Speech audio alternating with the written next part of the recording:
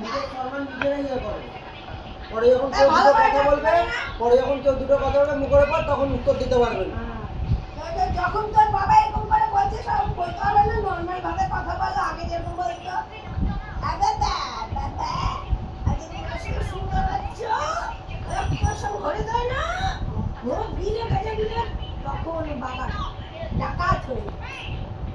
আর একবার দেখো মা ওইটা।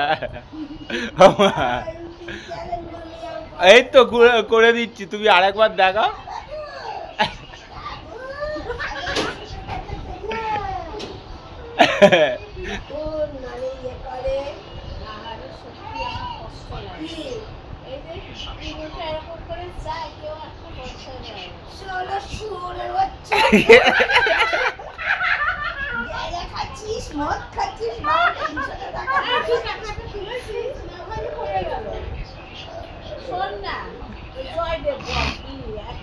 পয়সা আমার হাতে নেই, একটু খৈনি খাবো অফিসে গিয়ে।